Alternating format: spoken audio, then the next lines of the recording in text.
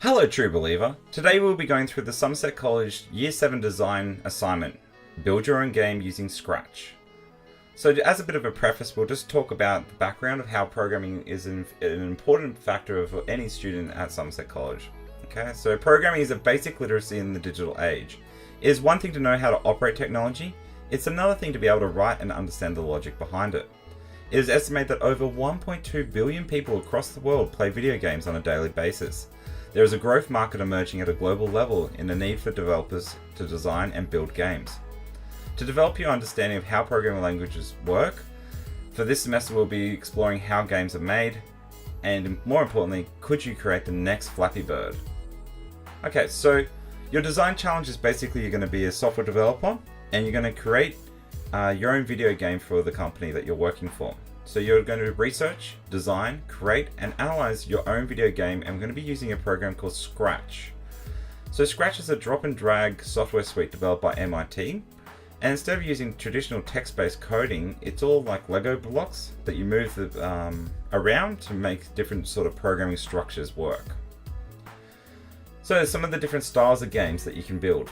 So you might want to make a shooter style of game, a platformer style of game, or possibly a racer style game. Now you don't necessarily have to follow any of these, you could come up with your own genre, but you need to check with your teacher first before you choose.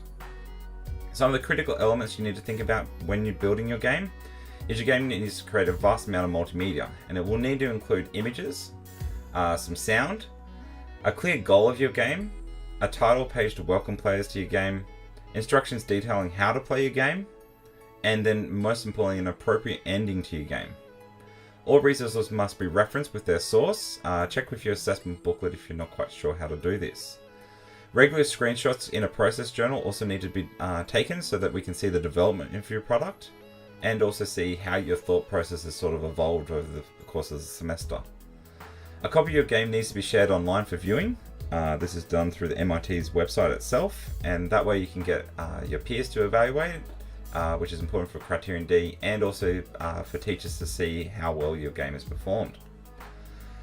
If you're wanting what different types of games are available, there's this link here which I'll put in the YouTube below.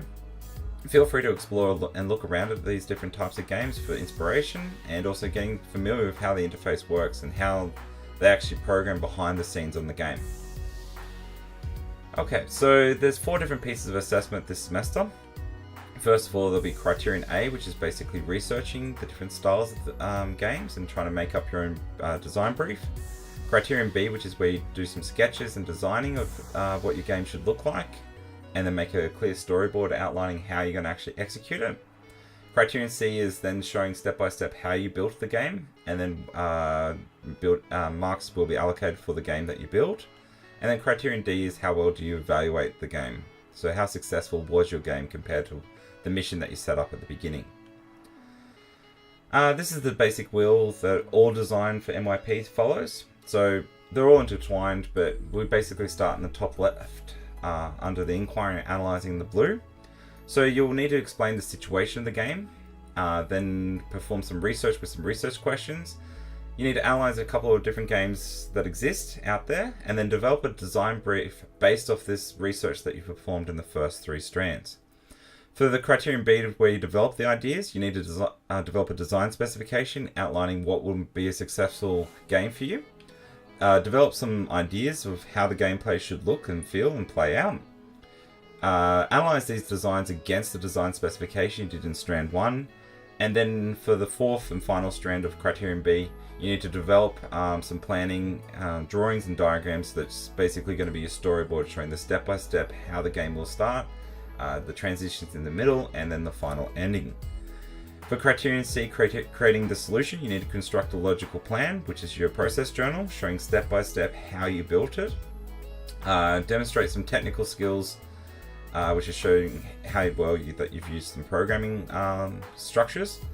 Follow the plan to create the solution, and then justify any changes that you've made to the design along the way. So obviously you will struggle with some aspects and everything doesn't follow the plan, and that's fine, but you need to justify how you tackled and overcame these.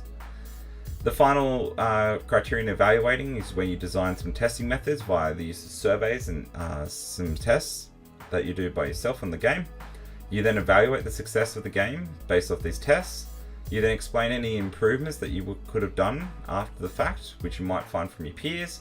And then finally, you need to explain to your company owner via letter the impact or how successful was the game compared to the design specifications that you set up in the design brief at the beginning. Okay, so that's the basic wheel of how the MYP design flows. So the next slide contains the most important slide of the whole semester. When building your game, use tutorials as a starting point to create and design your game. This is really important that you don't reinvent the wheel. Okay, so there's a whole heap of people that have already gone before you. It's important to understand what they've done and how you can use the different techniques they've done, but you can't just copy and paste them, obviously. Okay, so please don't reinvent the wheel. Have a look at these tutorials and I'm going to show you how to do that.